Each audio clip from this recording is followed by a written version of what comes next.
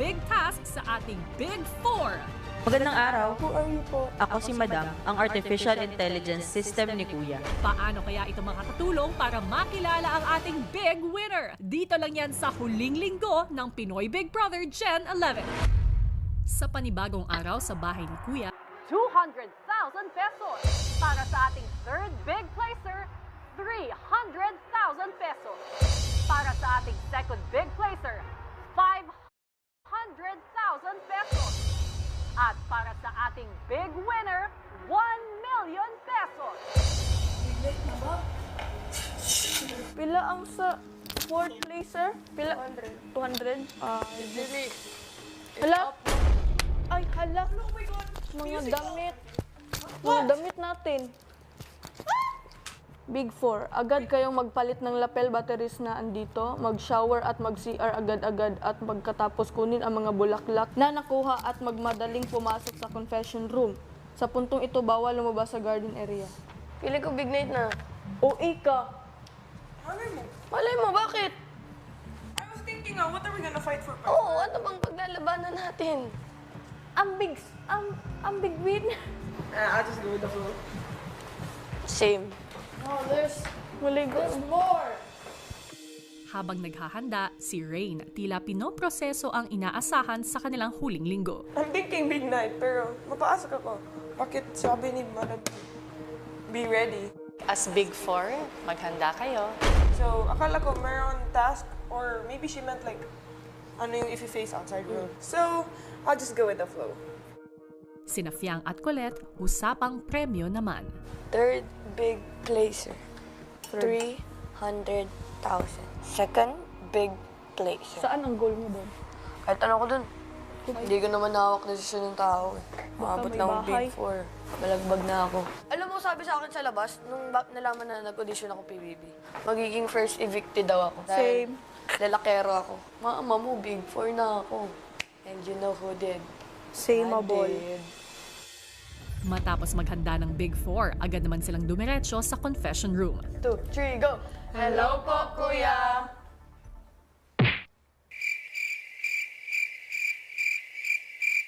Pero kahit batiin nila si Kuya, tila hindi ito sumasagot. Ano Don't dyan? Big Four, mula sa araw na ito, maghihiwalay na kayo.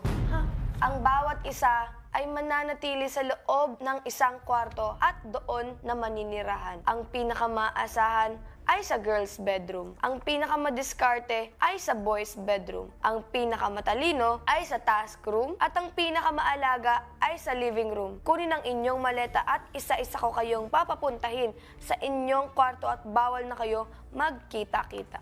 Good luck, Big Brother. Matapos magpaalam, naunang lumabas ang pinakamatalino na si Rain. Sumunod naman ang piniling pinakamadiskarte na si Kai. How nice. Dito na ako maninirahan. Sunod ang piniling pinakamaalaga na si Colette. Oh! Ganda! Ang laki ng festo ko. Ang saya nito. At huli naman ang piniling pinakamaasahan na si Fiang.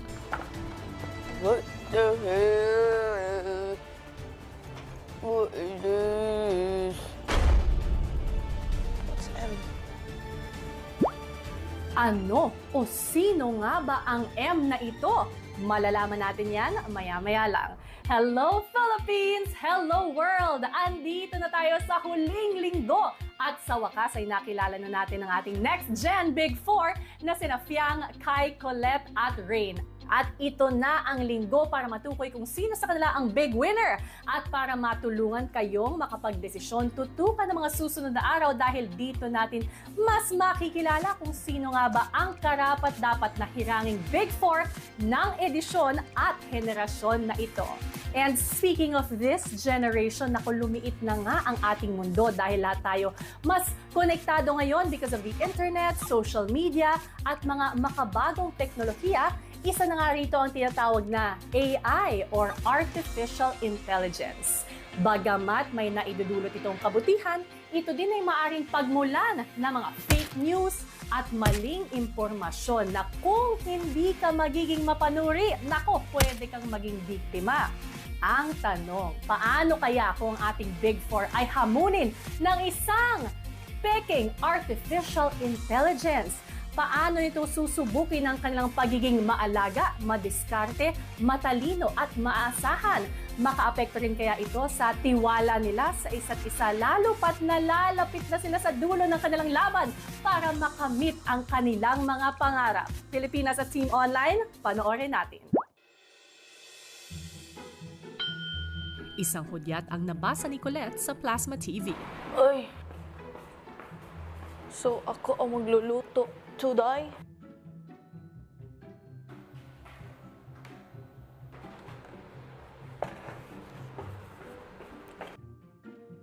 Habang abala sa pagluluto ng kamote ang pinakamaalaga na si Colette, isang panibagong boses ang narinig ng ibang housemates. Magandang araw. Gandang araw po.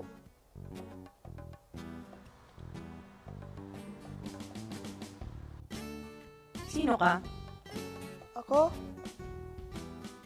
Nice to meet you, Rain. Nice to meet you po. Who are you po? Ay! Ako si Madam. Oh, hello po, madam. Nice to meet you po. Anong pangalan mo? Piang, nabolabol. Nice to meet you, Fiang. Ito AI. Kabog. What's going on? Hello po, I'm Kai.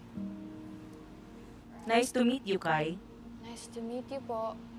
What's your name po? Ako si Madam. Madam. Hello po, madam. Ang artificial intelligence system ni Kuya. Ooh. Oh!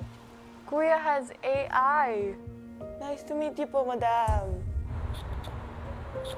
Diet muna kayo ngayon.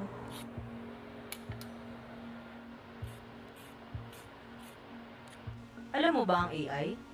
I know that it stands for artificial intelligence. Parang mga creative designs. Parang robot lang. Yun, same lang po yun. Para saan ginagamit ang AI? Feeling ko sa phone ko, yeah. Bakit nag-iiba ang mukha mo, Rain? Mukha ko po. Kasi po, scary po konti. Sorry.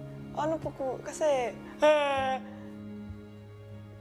nothing po. It's okay.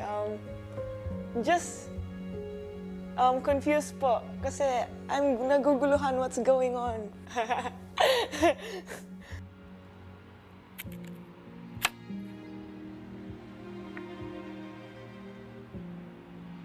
Ano yung nakasulat sa whiteboard?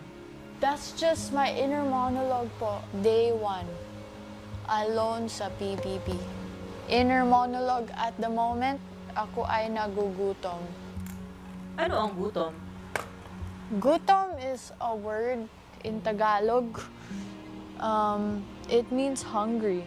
May pagkain po kayo, madam. Suffer, gutom na ako. Ano ang solusyon sa gutom? Ang solusyon sa gutom is to eat food. Basta ang solusyon sa gutom is kumain ng pagkain. Ano ang pagkain? Pagkain! Daman tiyan. Pag gutom na, ilalagay sa bunganga papunta sa tiyan. Kalma guys, on the way na ang pagkain nanyo.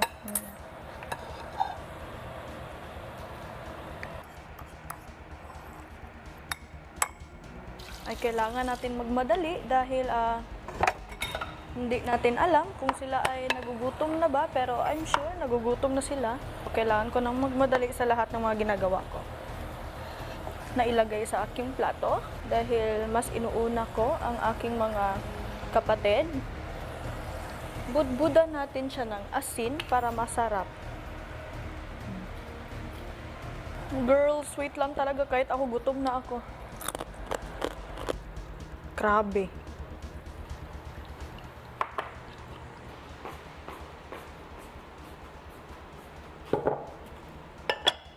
Gutom na ako, madam. Importante ba ang pagkain? Bakla, malamang. Importante ang pagkain. Dahil baka wala na akong lakas mamaya. Ano ang lakas? Bakla, huwag ka na magtanong. Gutom na ako, huwag ka na magtanong. Wala ka po bang pagkain dyan, madam? Nahingin naman ako, konti lang, oh. Hindi ko makain ang AI. Hindi naman po ako AI, tunay na tao ako. Kung ikaw hindi kumakain, kumakain po ako. Ako ang AI. Wala akong pagkain. Go, block. Charis. Magduto. Kuya! May ipapakuha ako. Ano po? Sa labas ng kwarto. Oh. Oh. Armag, Kamote, diet kami. Kanino galing yan? I think it's from Ate Colette po.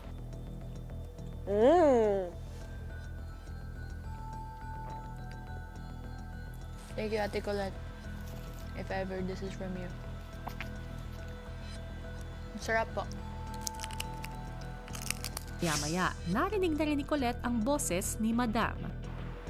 Magandang araw. Ay, magandang araw din po. Sino ka? Huh? Ako si Colette. Ako si Madam. Madam? Ang Artificial Intelligence System ni Kuya. Oh. Hello po, Madam. Ano yung niluto mo kanina? Mashed potato po. Tapos, tig-iisa po kaming boil na kamote.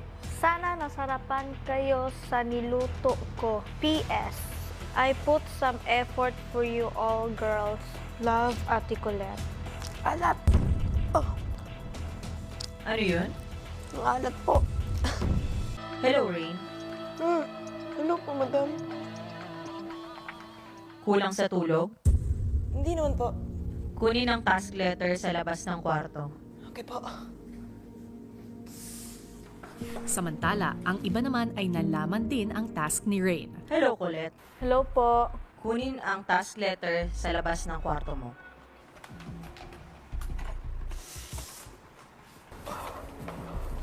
Rain, ikaw daw pinakamatalino. Tignan natin galing mo.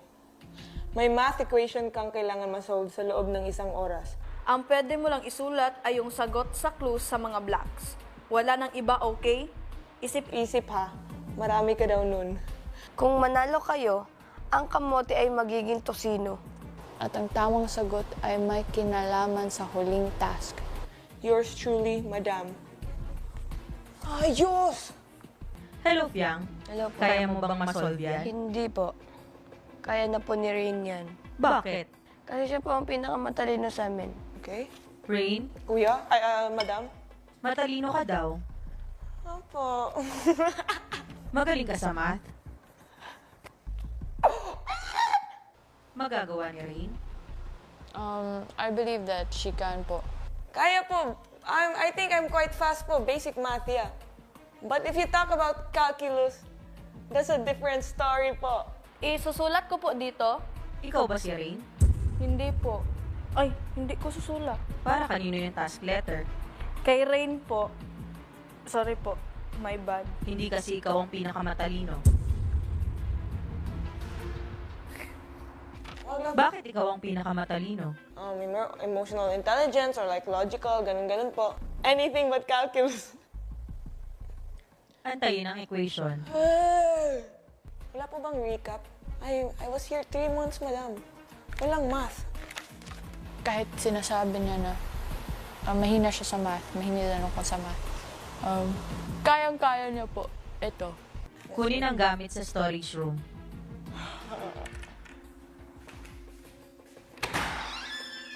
Oh my God. I got this. Gosh. I have a question, madam. Ano yun? I can't write another solution po to answer. Like, Tama, matalino ka nga. okay. Should I start now po? Pwede. What's this? 1 oras. Okay, I got it. 24. Age of youngest house, 16. Oldest, it's 32. Okay. If that's wrong, oh my God. Number of housemates, that's 20. Habang sinasagutan na ni Rain ang kanyang equation, ipinakita naman ni Madam si Rain sa ibang Big Four. Oh my gosh. I'll show you example. Like that. Can't I do that? Madam?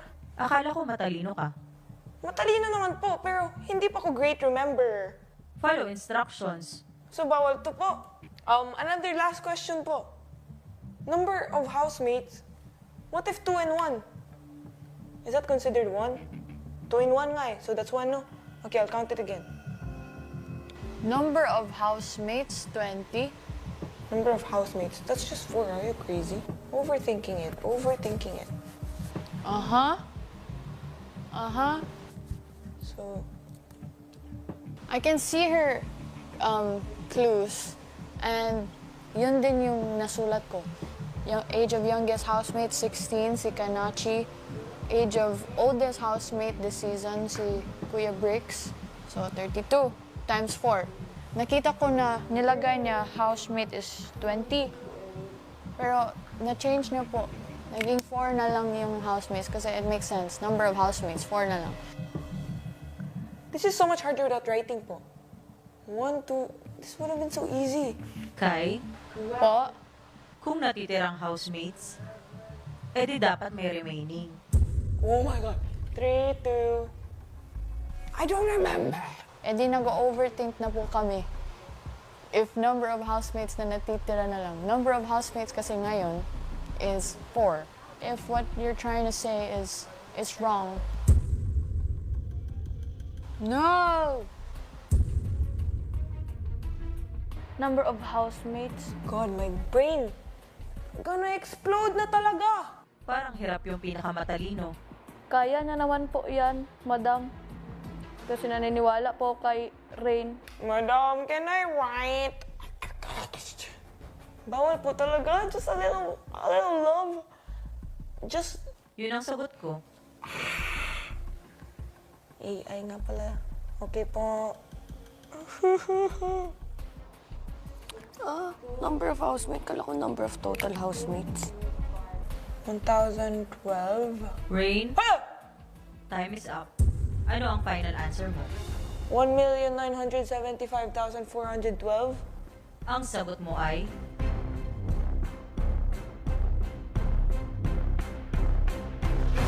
Mali.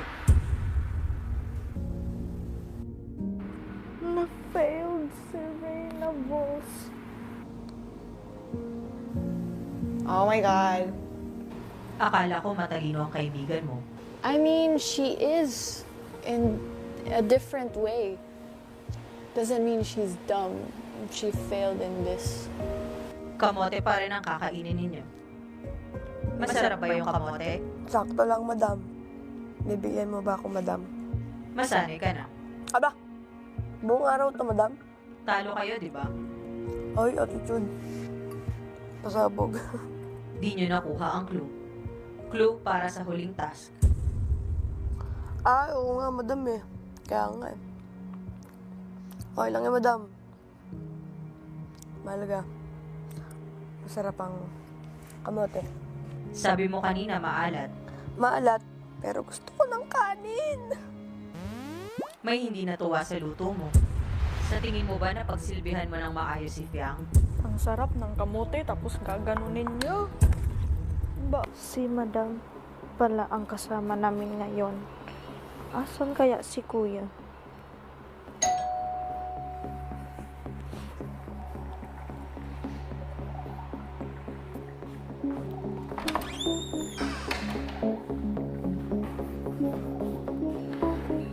Andito na po, madam, ang lapel batteries.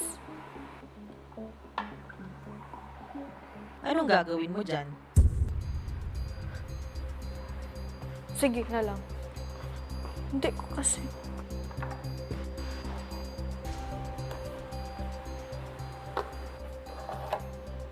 Lahat ng mga igagawin, ipapatong.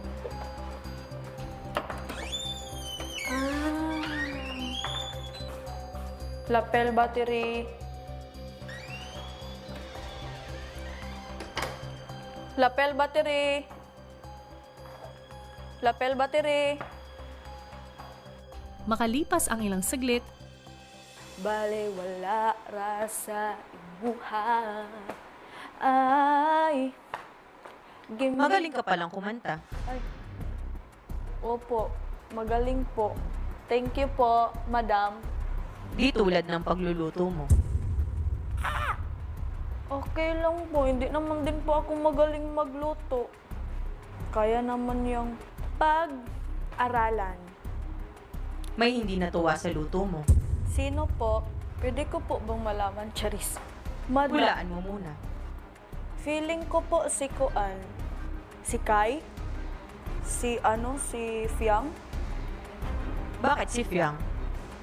Kasi po, gutom na po siya kanina Tapos feeling ko po, akala niya, ang expect niya, manok or something gulay. Yun pala, kamote.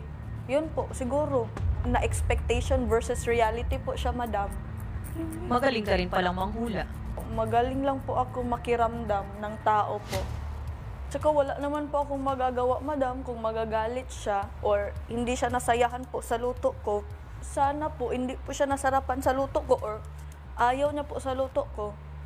Problema niya na po yun kasi hindi ko naman po problema. Kaya ko naman po magtiis sa ganung pagkain. Ang gusto ko lang naman po, makakain sila, mabusog or something. Choice na naman po kung kakain siya o hindi. Alangan naman po, subuan ko siya. Bakit hindi mo siya maalagaan? Maalagaan ko naman po siya, madam. Yung ginawa ko naman po, sapat sa akin po, sapat naman na po sa akin yun para alagaan sila. Pagsilbihan, paglutuan ng pagkain na alam ko naman po na mabubusog po.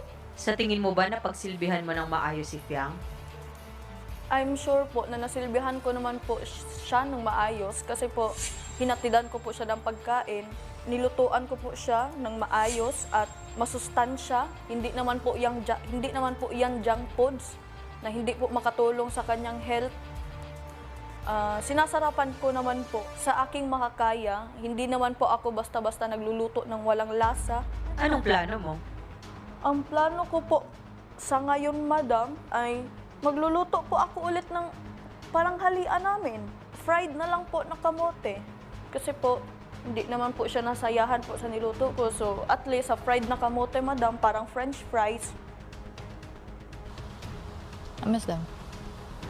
Si Colette, unti-unti na ang pagpapalaganap ng pekeng impormasyon. Bigyan ng rating ang dalawa. Yung isa, rate ko po siya ng 9 out of 10. Hindi po siya ganong katamis.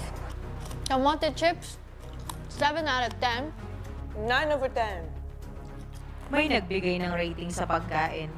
4 out of 10. When Kuya comes back, I'm gonna sumbong you to death.